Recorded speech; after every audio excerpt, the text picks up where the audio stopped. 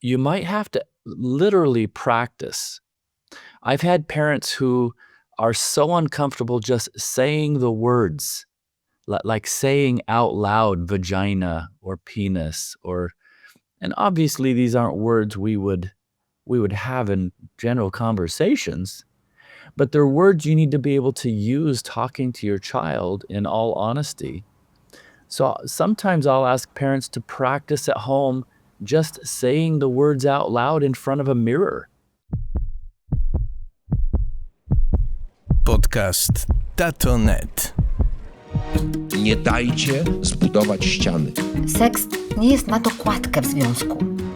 Przyszedł ojciec i mówi, nie, dasz radę. Zaczął to wdrażać i zauważył, że nowe rzeczy się dzieją w relacjach. Podcast Tato.net prowadzi Maciej Kucharek. Dzień dobry, witamy w ojcowskim podcaście. Good morning, welcome to the Fatherhood podcast. I shake the hand of every father who listens to us and salute with solemnity anyone to whom parental effectiveness and family relationships are as important as they are for us. Today we will talk about sexuality and how to shape it in line with human values and dignity.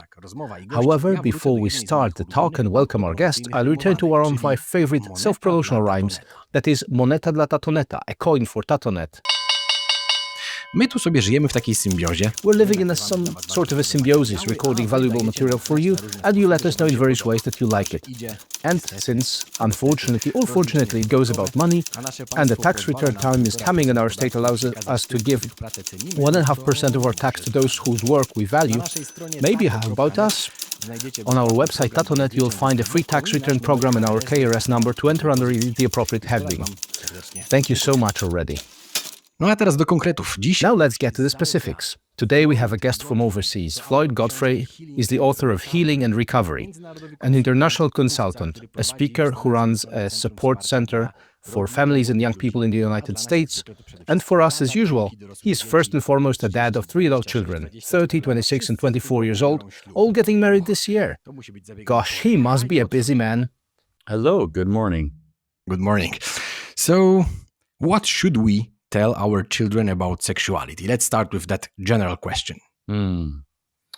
Well, I think it's an important topic that we sometimes avoid as parents because it's either awkward or uncomfortable.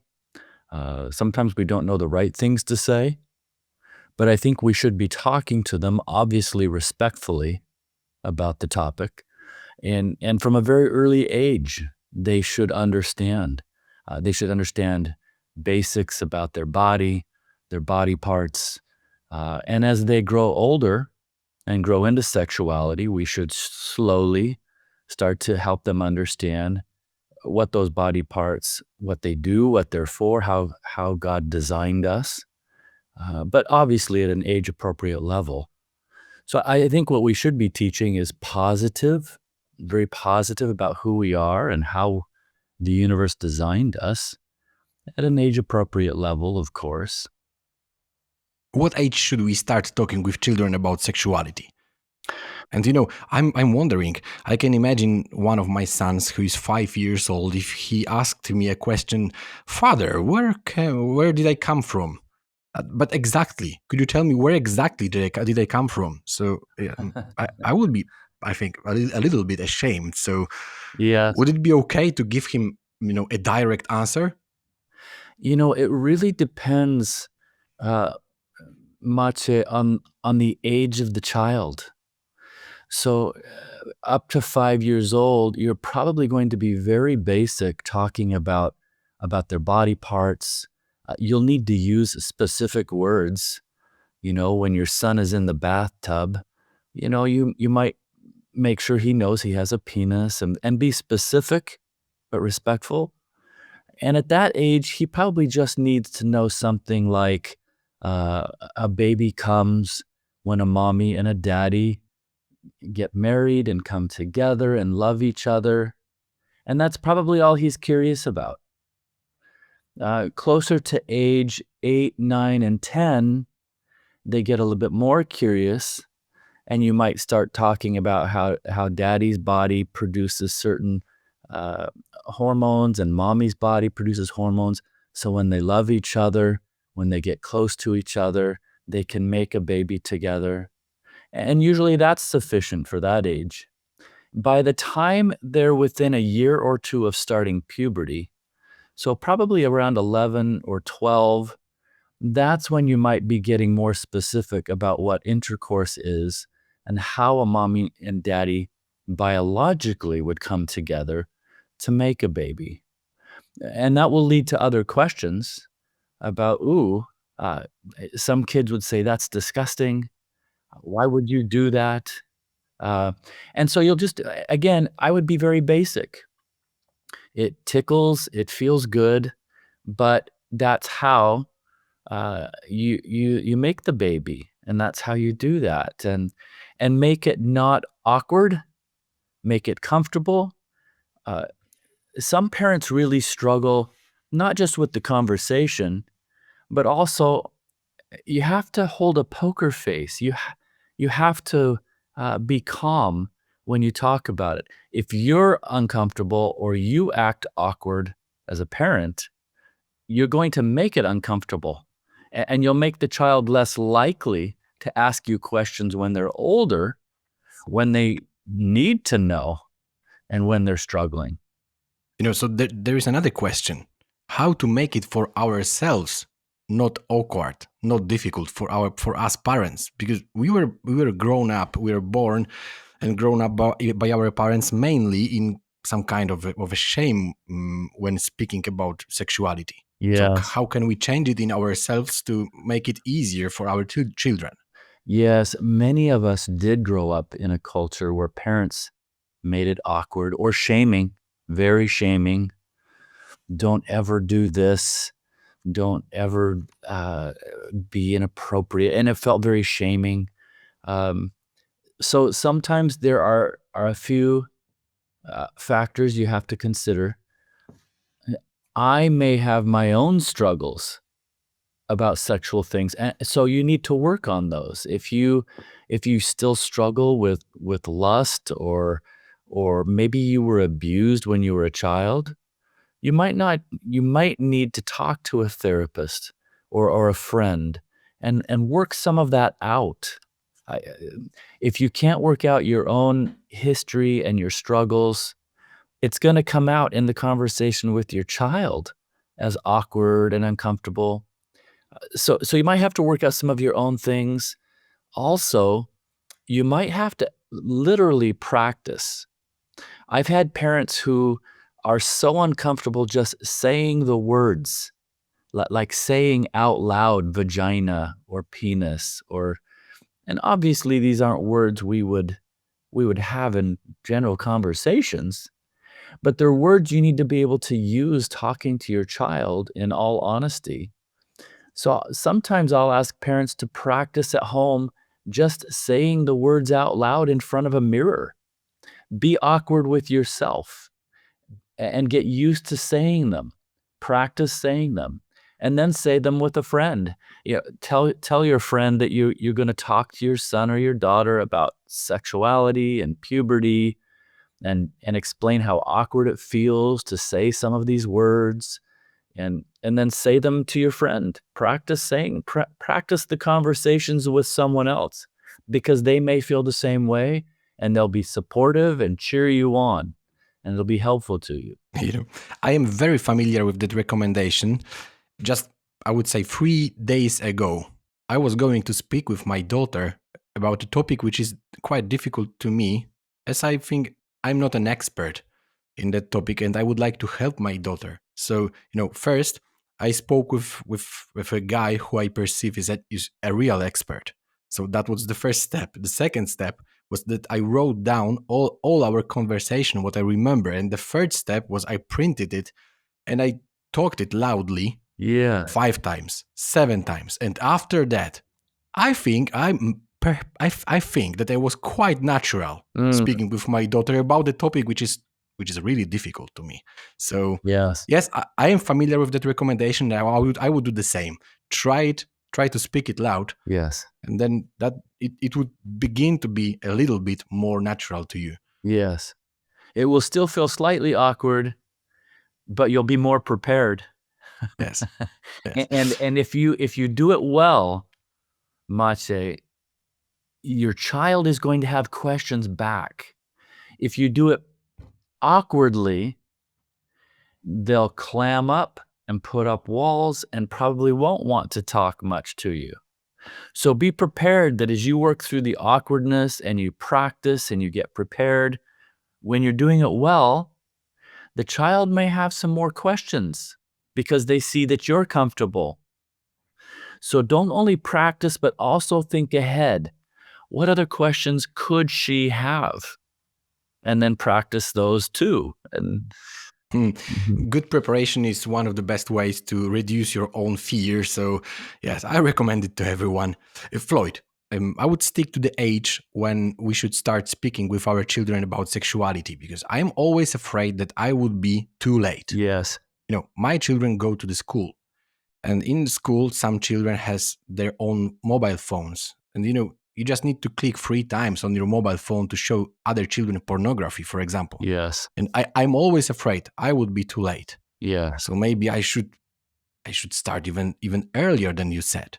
Yes, we live in a modern technical world now.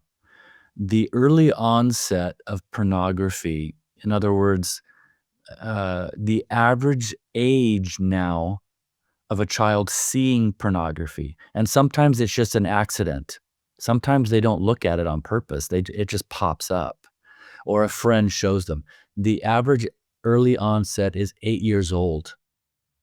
So, having conversations sometimes about pornography before sexuality.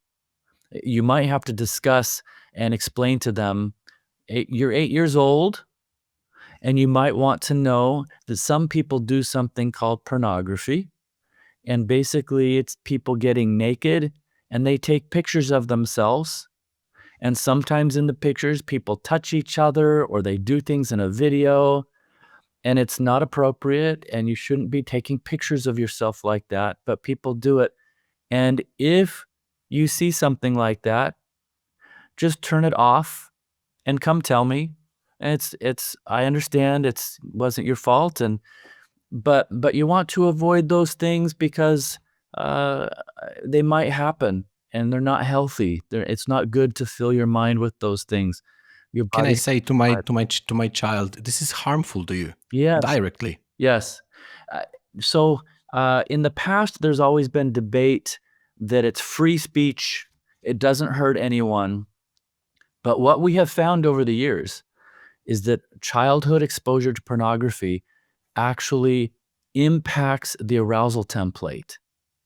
So in other words, later in adolescence, their mind reverts back to some of the memories of what they saw, the exposure, and it influences what they're attracted to or why they have that attraction.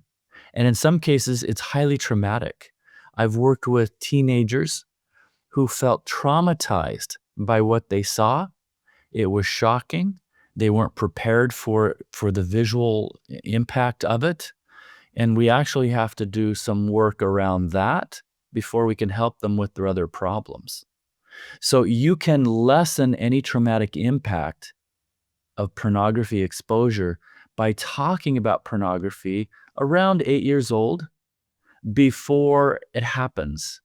And obviously as a parent too, I can't stress enough, Maciej, you need to have filters on your electronics. That's just a given. All electronics need to be filtered, and make sure that you can try and avoid those things when possible.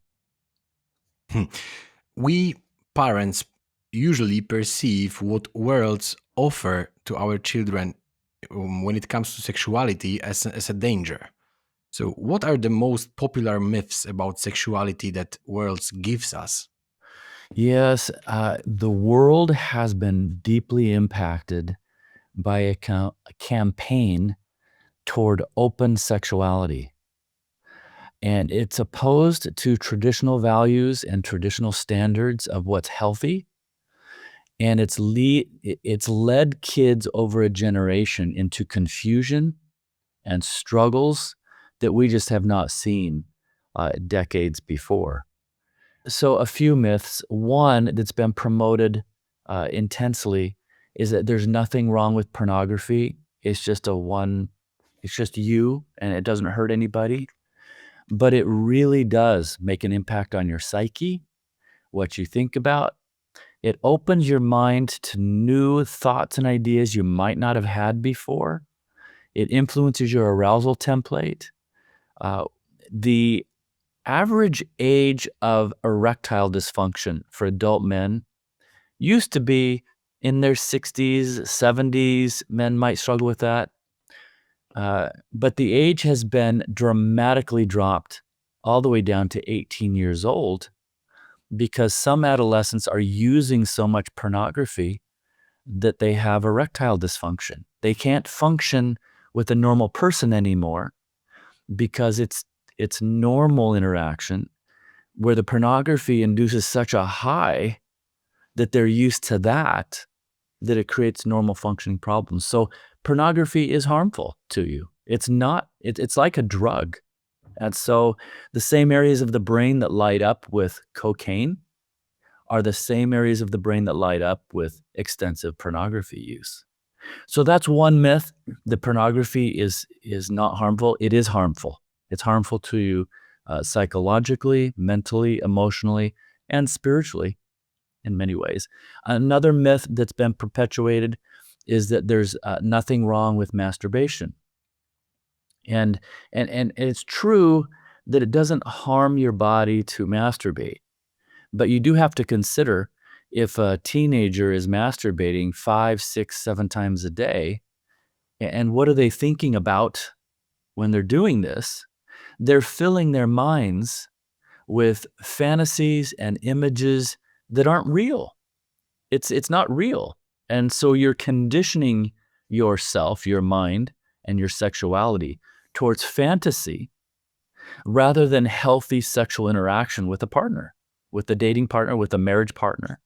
So even masturbation, although sometimes it may happen, especially in normal curiosity in adolescence, ongoing and habitual or compulsive masturbation is a problem. And similarly, the other myth that I think is very common is that open sexuality, that sex is for fun, that you can just sleep around and it doesn't matter. Every time you have a sexual experience, one of the chemicals released by the brain is called oxytocin. Oxytocin levels go up 500% with an orgasmic response. Oxytocin, the bonding chemical, is also what a mother produces when she's breastfeeding her baby. It's the universe way of bonding. It's like it's creating a chemical human bond. Does it mean that every time I have sex with a person, there is a new connection between us that would never be forgotten?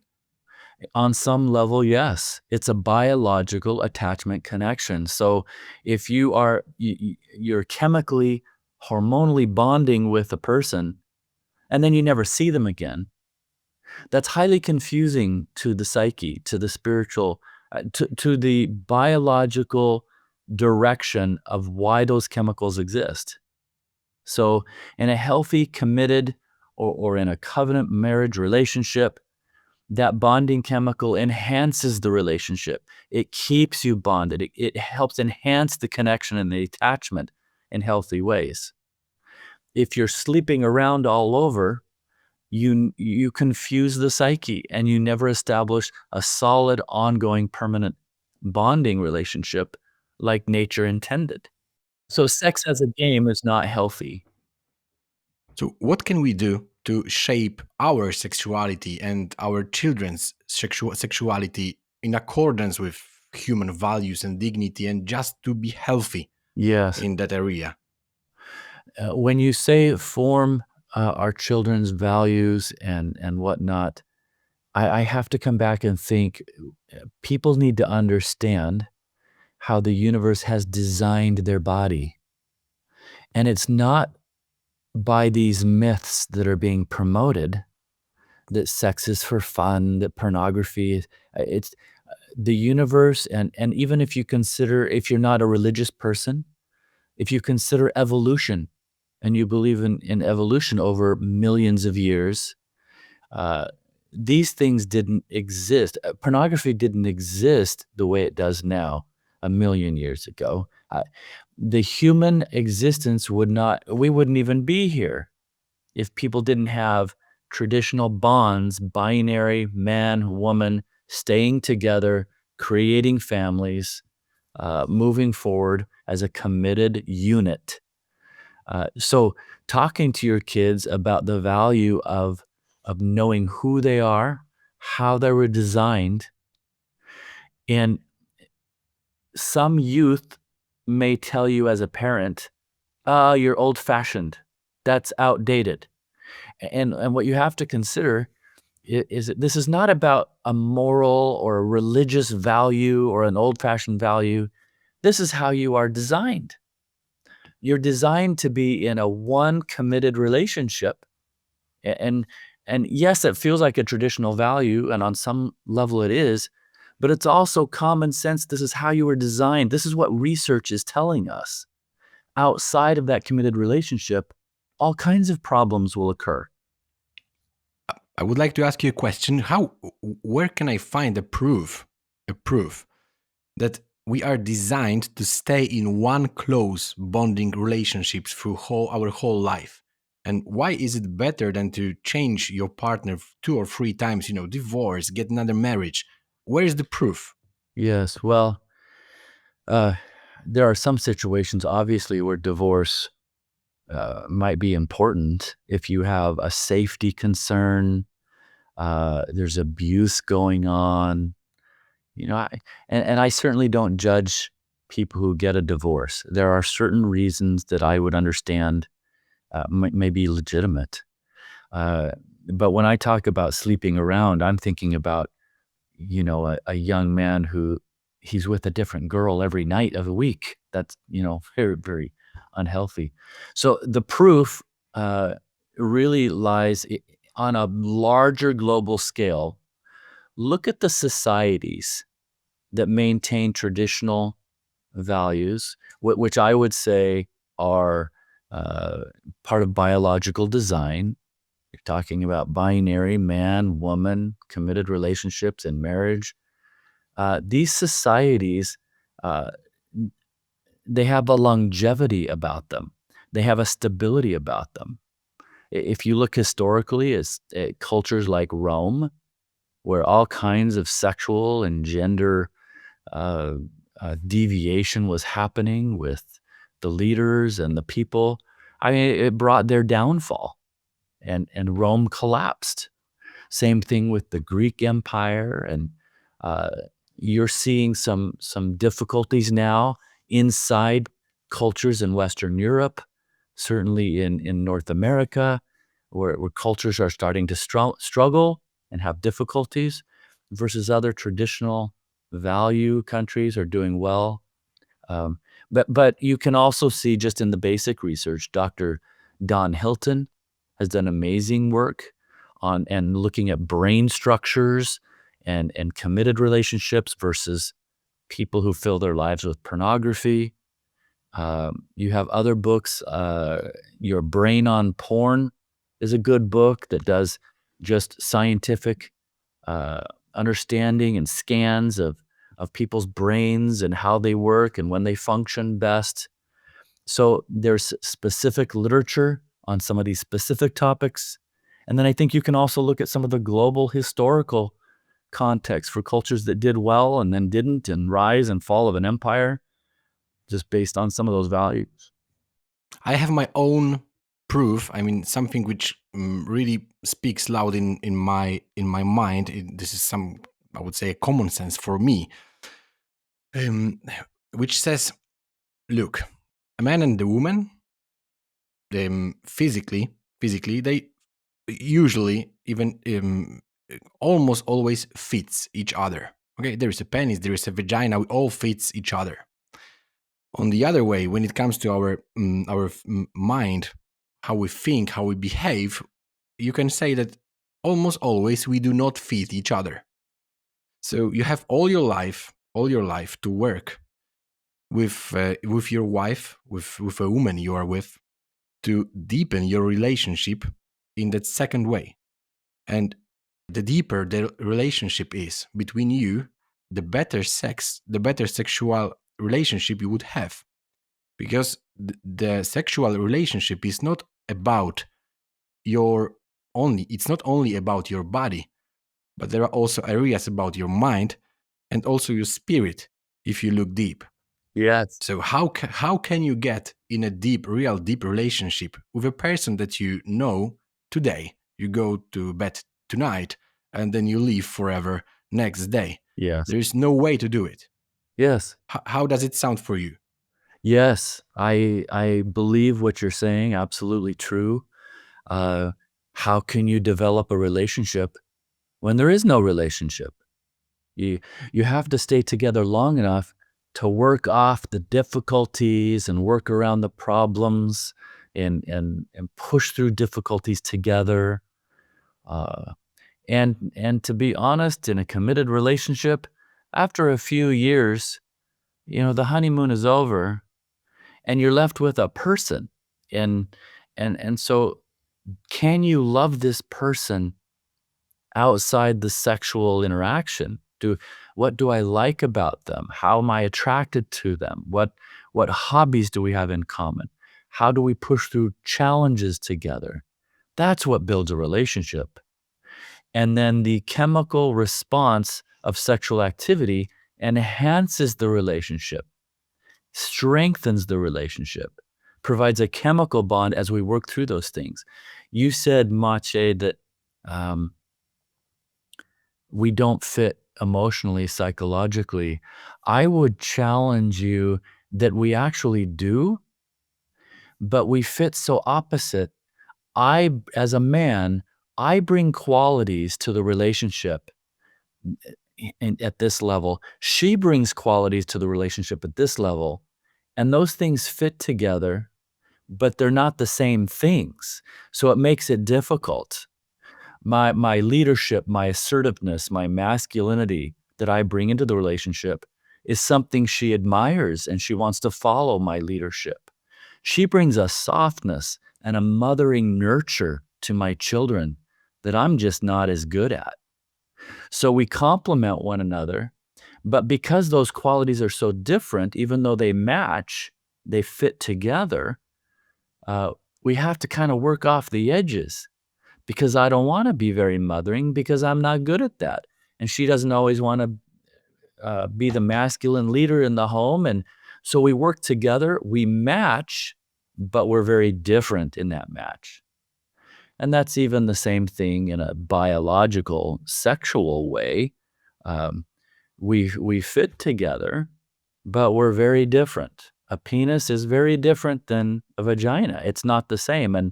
And so there's a match, but a lot of differences.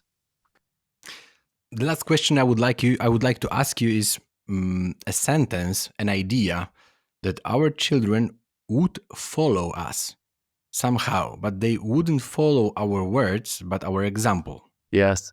So if someone believes in that sentence, there is I think a big work for each of us. Also in the area of sexuality, to be healthy and safe in that area, to give our children, even emotionally, even between the words, a good example.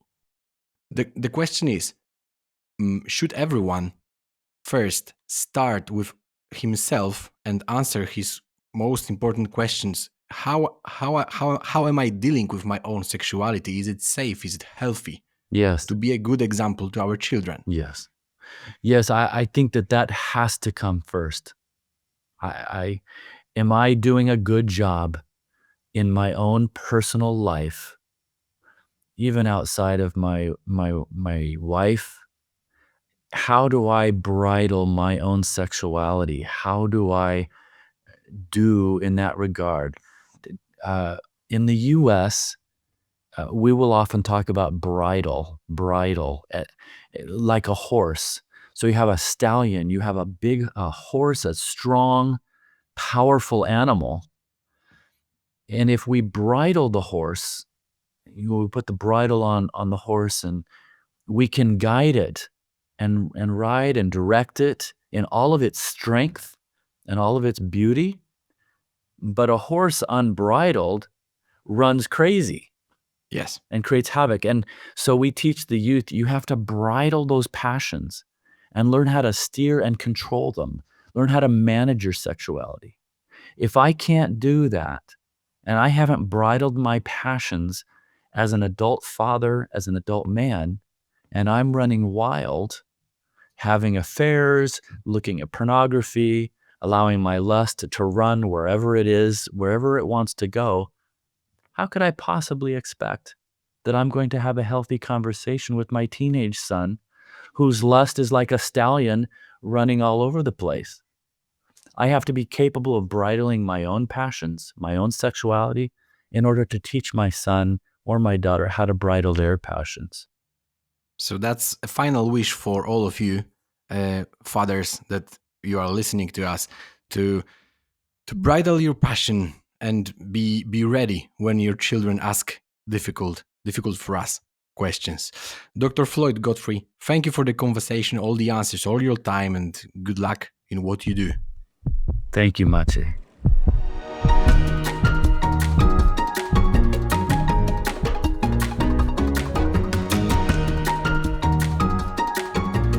To był podcast Tato.net. Tato.net. Odkrywamy ojcostwo.